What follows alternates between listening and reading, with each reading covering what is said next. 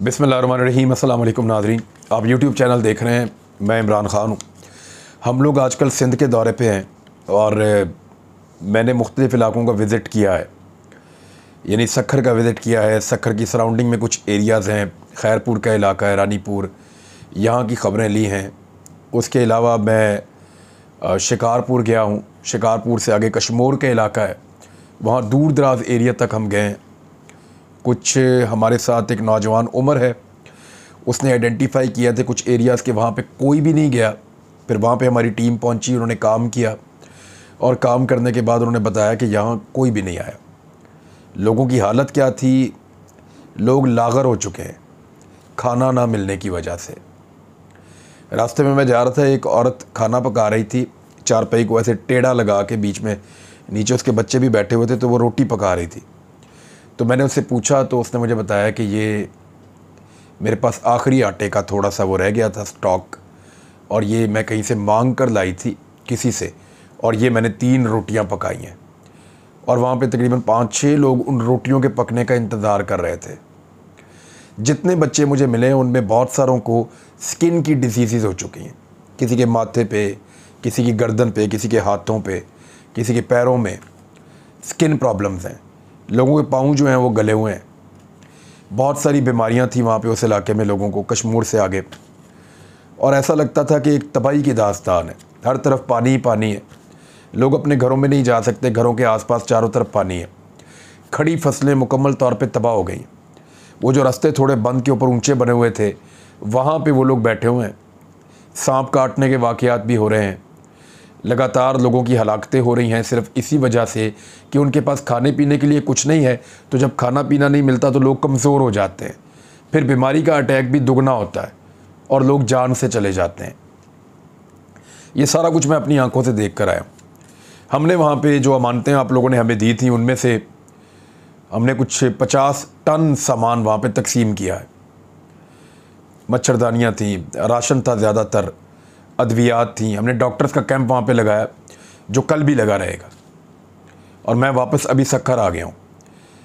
यहाँ पे भी कल हम तकरीबन 50 टन से ज़्यादा सामान जो है वो लोगों में, 50 टन के आसपास ही है, वो लोगों में हम तकसीम करेंगे।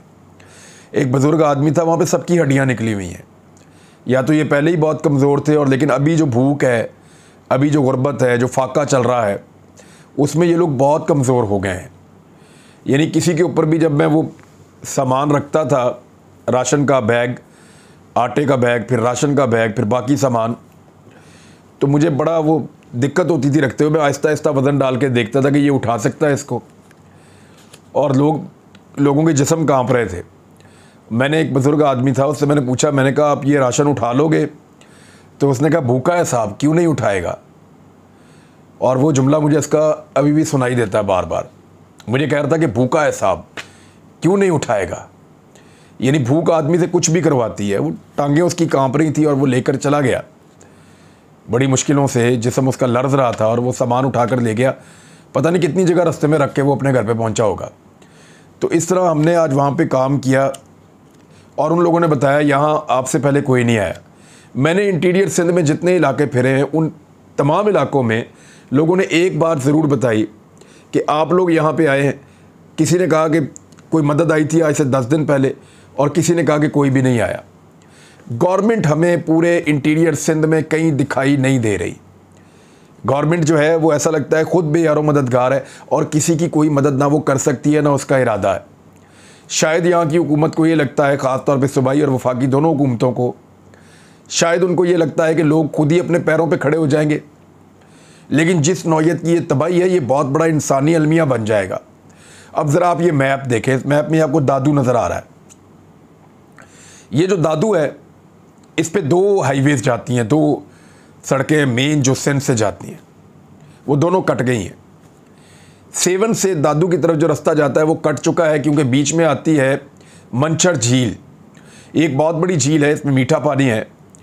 ये जो झील है, इसके अंदर बहुत ज़्यादा तुग़यानी थी, और सूरत-ए-हाल बहुत इस तरह की थी कि कट लगाना पड़ा है, और फिर वहाँ पे रास्ता ख़त्म हो गया, और अब दादू का कराची से राब्ता मुनक़ता हो गया। दादू जाने के लिए सिर्फ आपके पास सक्खर से एक रास्ता है।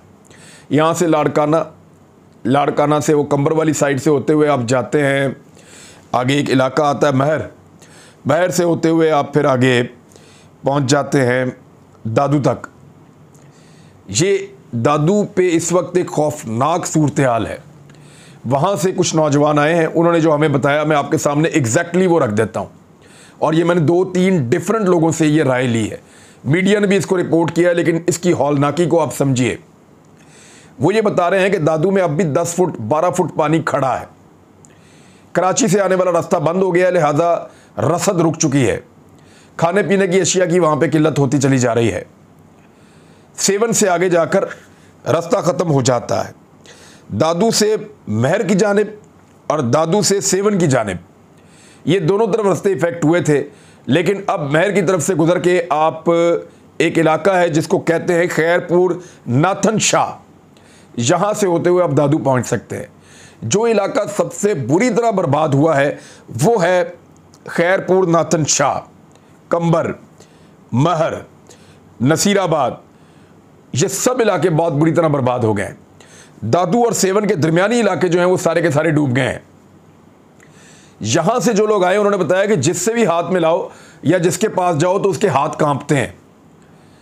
तो उसने कहा पहले हम लोग समझ रहे थे कि कोई बीमारी है, लेकिन बाद में हमने देखा कि ये बीमारी नहीं है, ये लोगों के भूख से हाथ कांप रहे हैं, उनमें ताकत ही नहीं है। अब इतने लागर हो गए हैं कि उठ के आते नहीं है। ये सूरत हाल है। और जो लोग ये सूरत हाल देख रहे हैं वो बता रहे हैं कि वहाँ पे हज़ारों लोग बैठे हुए हैं जिनके ऊपर कोई छत नहीं है, दरख्तों का साया तक नहीं है, वो सारे पानी में चले गए हैं। लिहाजा वो लोग बंद के ऊपर बैठे हुए हैं, ऊंची जगहों के ऊपर मौजूद हैं। और वहाँ सूरत हाल ये है कि लोगों के बाल तक ब्राउन हो गए और लगातार धूप पड़ के सारा दिन वो धूप में जलते हैं, सारी रात उनको मच्छर काटते हैं। एक अज़ियतनाक ज़िंदगी और हुकूमत कहीं दिखाई नहीं दे रही। ये दादू की सूरत हाल है।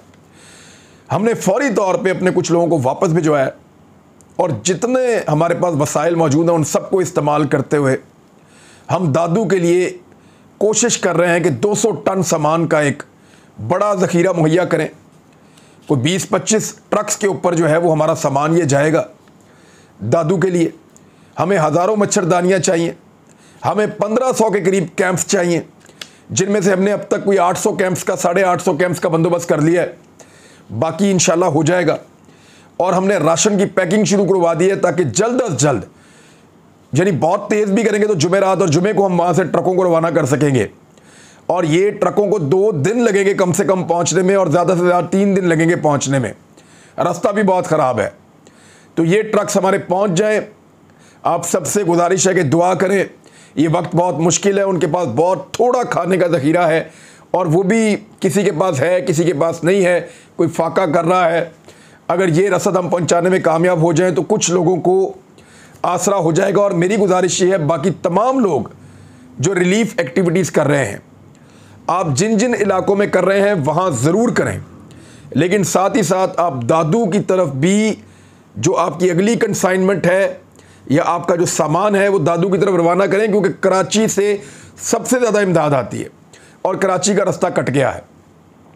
अब दादू को पंजाब से इमदाद आ सकती है, बस कराची से अगर किसी ने आना है तो पहले उसने सारा एरिया क्रॉस करके पहले पहुंचना है सक्खर, और ये बहुत दिक्कत अमेज लंबा सफ़र है। और सक्खर से वापस एक लंबा सफ़र काट के वापस दादू जाना है, ये मुमकिन नहीं होगा। इसीलिए जो लोग मदद करना चाहते हैं वो पंजाब से सामान लेकर निकलें और सक्खर पहुंचा के यहाँ से दादू जाएं। ये रास्ता निस्बतन बेहतर भी है और आप ज़्यादा मदद भी कर सकते हैं। लोगों की हालत बहुत बुरी है। हम वहाँ पे मेडिकल कैंप भी लगाएंगे, खैमों को बहुत बड़े पैमाने पर लगाएंगे, लोगों को पकाकर खाना भी देंगे और उनको राशन भी देंगे और बंदोबस्त करेंगे कि वो खुद अपना खाना पकाकर खा सकें। सिंध ऐसा लगता है कि सारा का सारा दोबारा बनाना पड़ेगा, जो सिंध की हालत हो गई है। सिंध पूरी तरह डूब गया, तबाह हो गया। नाज़रीन, मैंने जितना देखा है, हमारे हुक्मरान तो जाके वो जहाज़ों से हेलीकॉप्टरों से देखते हैं ना। मैंने गाड़ी चलाई है पिछले 2 दिन में सिंध की सरज़मीन के ऊपर। मैं ऐसे इलाकों में गया हूँ जिनके मुझे अभी नाम भी नहीं याद, बहुत दूर दूर तक, जिस तरफ हमें समझ आती थी हम जाते थे सामान रख के। और मैंने जाकर देखा है यहाँ कश्तियों के अंदर जो है हमारे दोस्त जो है वो सामान मुहैया करते रहे हैं।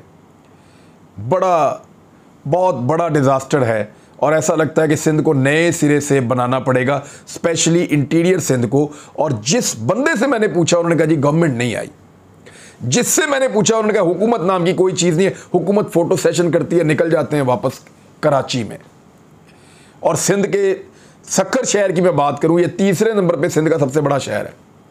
मैंने इसकी हालत देखी है, पंजाब का कोई इतना बुरा शहर नहीं होगा जितनी हालत इन्होंने सक्खर की ख़राब की हुई है।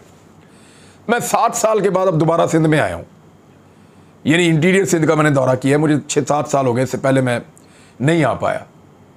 लेकिन आप यकीन करें जितना पहले बेहतर होता है ना, जब जब मैं आता हूँ पहले से ज़्यादा ख़राब हो जाता है सिंध।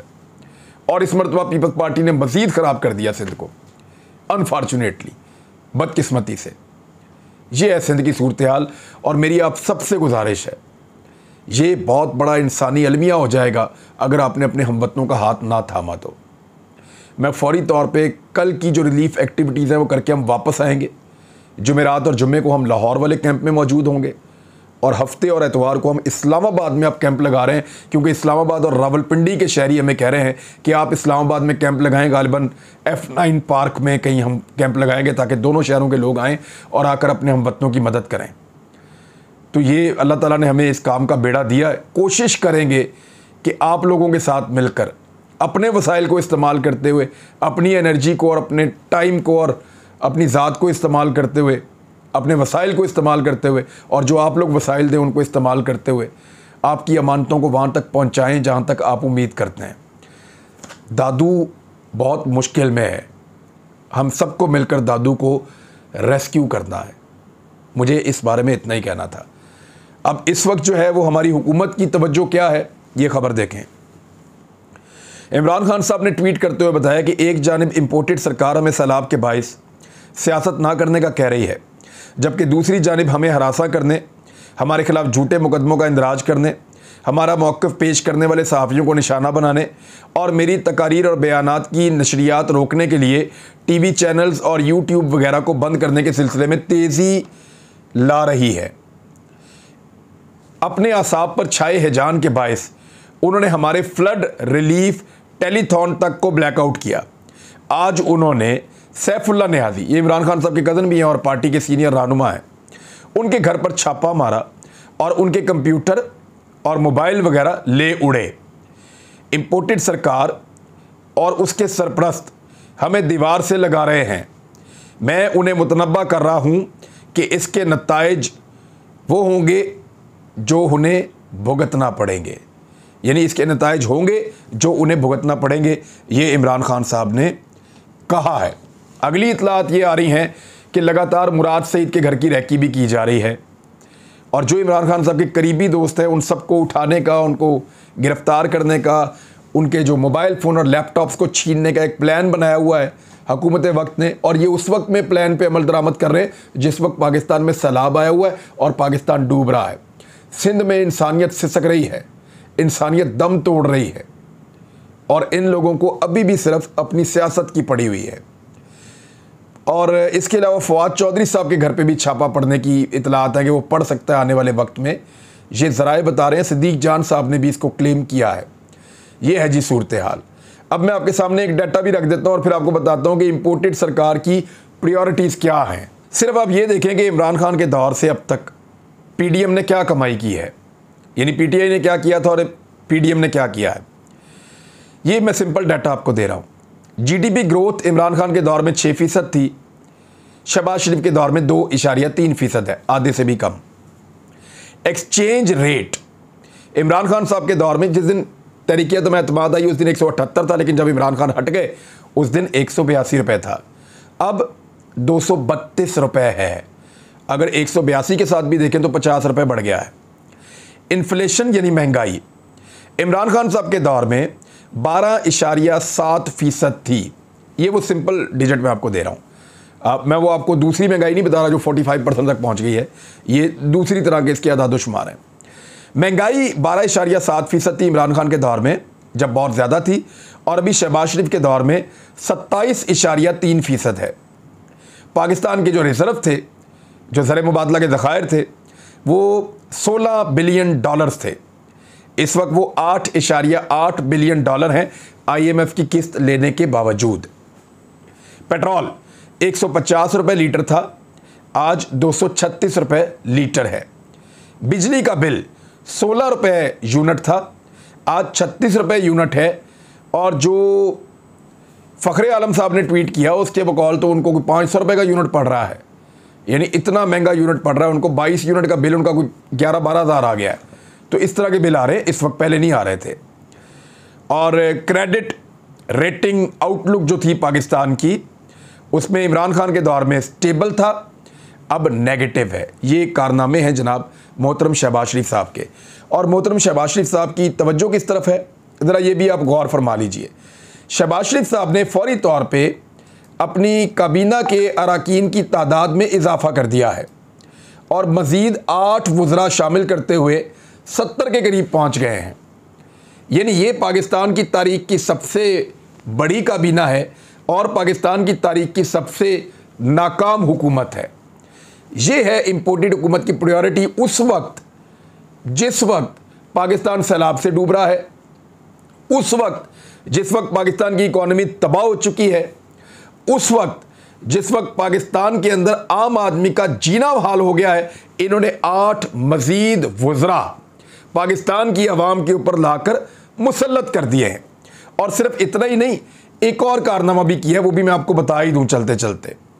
यानी इनको इतना शौक़ है इंजॉय करने का और ख़र्चे बचाने का कि जो टोल टैक्स इनको पड़ता था ना मोटरवे के ऊपर, एक तो इन्होंने उसके पैसे बहुत बढ़ा दिए हुए हैं। नवाज शरीफ साहब ठेका करके गए थे, हर दफ़ा 10% बढ़ जाते हैं हर साल। तो वो 1000 रुपया तकरीबन आपको देना पड़ता है लाहौर से इस्लामाबाद, जो कभी बहुत थोड़े पैसे होते थे। तो अब इन्होंने किया ये है कि जो अपने पार्लियामेंटेरियंस हैं ना, उनको उससे इस्तिस्ना दे दिया है। यानी अगर आप MNA हैं, आप पार्लियामेंटेरियन हैं, यानी आप हुक्मरान क्लास, एलीट क्लास है पॉलिटिकल, तो आपको कोई टूल प्लाजा के ऊपर टैक्स नहीं देना। लेकिन अगर आप एक गरीब शहरी हैं तो फिर आपको टैक्स देना पड़ेगा। ये इनकी प्रायोरिटीज़ हैं। अब तक के लिए इतना ही। अपना ख्याल रखिए, अपने हमवतनों का भी ख्याल रखिए। अल्लाह हाफ़िज़।